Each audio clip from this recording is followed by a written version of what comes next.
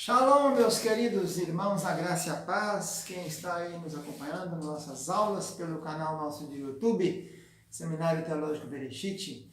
Aqui estamos nós do Centro de Cultura Bíblica Bereshit, que é a mantenedora desse seminário, esse tabernáculo, Bereshit, FATEB, Faculdade da Bereshit. São cursos livres de estudo da Bíblia Sagrada. Na verdade não é teologia, é bibliologia, nós estudamos a Bíblia. Temos 3 níveis, o básico, com 36 matérias, o intermediário com 18 e o bacharelado com 12. Você pode depois concluir seus estudos fazendo o curso superior de teologia. Aqui somos polo da Faculdade de Ciência e Teologia do Norte do Brasil, reconhecida pelo MEC, autorizada pelo MEC, para os cursos de Pedagogia, Administração e Teologia. Professor Ilmar, professor aqui do Colégio Estadual de Minas Gerais, nas cadeiras de Geografia e Sociologia, titular, também mencionando História, Filosofia, Ensino Religioso, Língua Portuguesa e outras mais. Temos estudado a Palavra de Deus nesses tantos anos, desde 1992, e nada sabemos ainda, estamos apenas iniciando. Estamos ministrando as aulas do curso curso básico de Teologia, nível 3, o livro número 3. Estamos nas aulas de Introdução Bíblica 3, falando dos livros poéticos. Falamos de Salmos, falamos de Provérbios. Falamos de Jó, falamos de Salmos, e agora Provérbios. Os provérbios, o nome já diz, né? Provérbios de Salomão, né? Então é importante entender que o título é esse, né? Origina da raiz hebraica, que é mashal. Mashal quer dizer provérbios. E essa palavra ocorre 39 vezes no Velho Testamento, sendo que no livro mesmo de Provérbios só ocorre 6 vezes. Da onde vem esse provérbio? 1 Reis 4,32 diz que Salomão escreveu mais de 3.000 provérbios e 1.005 cânticos. Então veja bem que nós temos 3.000 provérbios e 1.005 cânticos. Esses 1.005 cânticos estão incluídos no cântico chamado Cântico dos Cânticos, que é o Shir HaShirim, Asher Shlomosh. Então nesses provérbios, entre tantos eles, vamos encontrar alguns aqui no livro de Provérbios, né? Diz aqui o autor do nosso material de estudo que desses mais de 3.000 provérbios, 915 foram usados aqui no livro de Provérbios, conforme 1 Reis 4,32, né? E o livro tem 31 capítulos e as palavras que mais são usadas no livro são as palavras chamadas de Harmá, que é sabedoria. A palavra Harmá, sabedoria, aparece mais de 141 vezes no Velho Testamento, mas só em Provérbios aparece 38 vezes. Os únicos capítulos que não tem a palavra sabedoria em Provérbios é o capítulo 6, o 12 e o 19, o 20, 22 e 25, o 26 e o 27. Então são 2, 4, 6, 8 capítulos só que não aparece a palavrinha Harmá, quer dizer sabedoria. Outra palavra muito usada aqui é a palavra chamada Biná. Biná é inteligência. Ela aparece 38 vezes no Velho Testamento e 14 vezes aqui em Provérbios. Outra palavra muito usada, Daat, conhecimento. Aparece 39 vezes aqui no livro de Provérbios. Ainda outra chamada instrução, que é a palavra Torá, da onde vem os 5 livros da lei, né? Torá, quer dizer instrução, aparece 12 vezes em Provérbios. Depois tem preceito, mitzvah. Daí o menino, quando faz 13 anos, no judeu, torna-se 12 para 13, chama Bar Mitzvah, filho do preceito, quando ele decora os 613 preceitos da lei, né? Então, mitzvah aparece 10 vezes em Provérbios. Depois tem musar, musar quer dizer ensino, aparece 30 vezes também em Provérbios, ensino. Depois temos a palavra emer, emer quer dizer um discurso, uma declaração, também 20 vezes. E, antes de encerrar, temos também a palavra Tebuná. Tebuná quer dizer inteligência ou conhecimento, aparece 19 vezes aqui em Provérbios. E as últimas duas é a palavra Tuxiá. Tuxiá aparece 4 vezes em Provérbios, é um tipo de sabedoria mais excelente do que a outra, porque a sabedoria é eficiente, quer dizer sucesso. E a última palavra importante desse livro é a palavra Atsá. Atsá, quer dizer conselho, aparece 10 vezes aqui nesse livro de Provérbios. Então, lembrando, meus queridos, que o livro de Provérbios, a maioria deles foi escrito por Salomão. Desses 3.000 dele, 915 aparece aqui.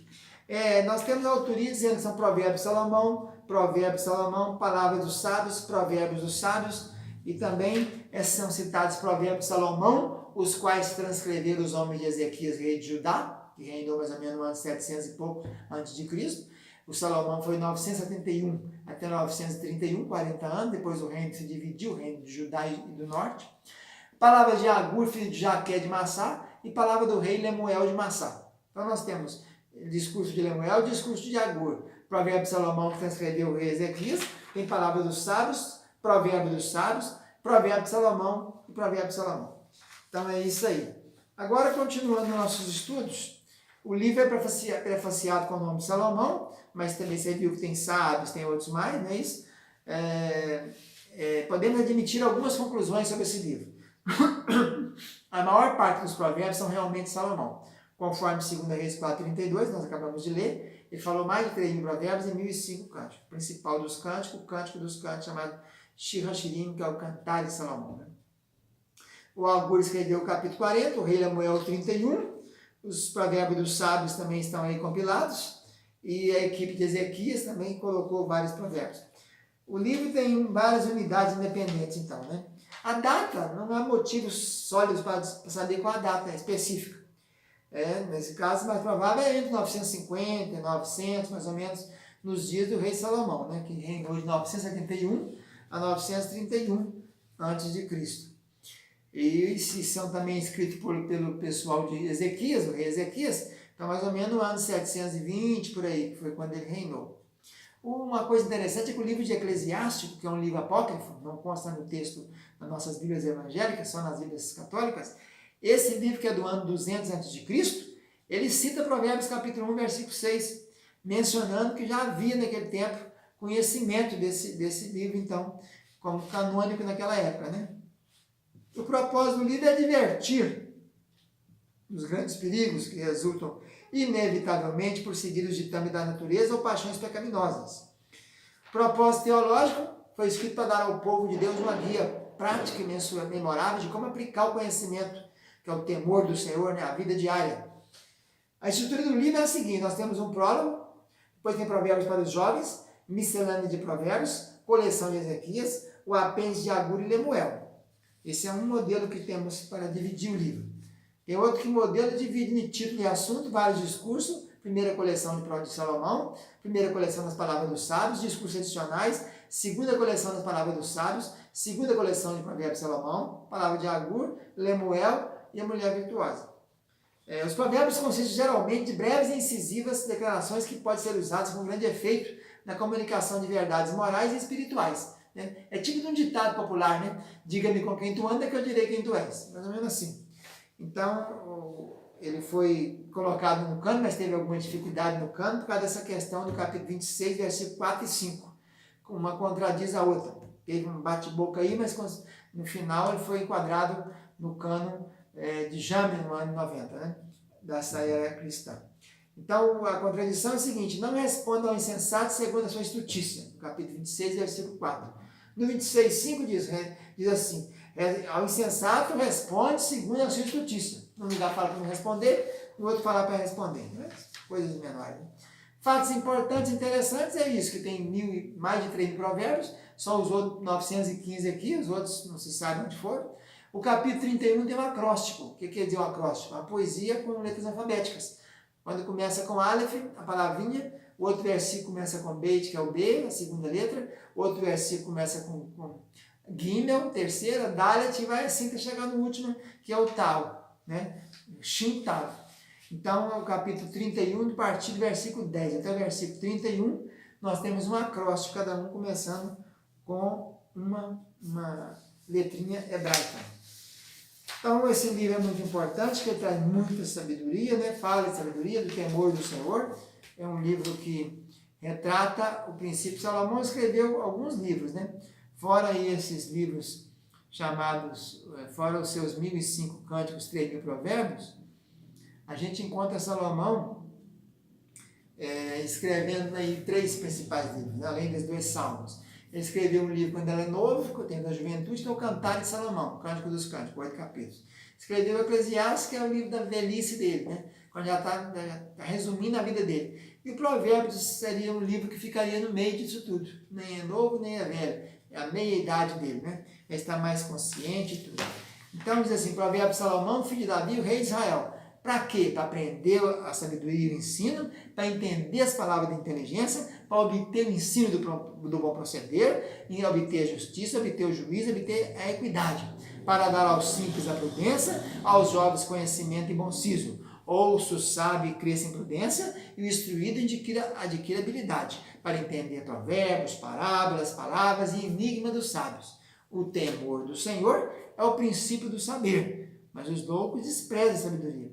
Então a palavrinha temor, que é ireá tem muito temor aqui em Provérbios também. A gente encontra 14 vezes. O temor do Senhor é o princípio do saber. Capítulo 7. Depois no 29 tem a mesma coisa. Porquanto aborrecer o conhecimento e não preferir o temor do Senhor. Aí o 2,5, então entenderás o temor do Senhor. No 8,3, o temor do Senhor consiste em aborrecer o mal. E assim vai falando. O 9,10, o temor do Senhor é o princípio da sabedoria. E o conhecimento do santo é a prudência. O temor do Senhor prolonga os dias, no 10,27.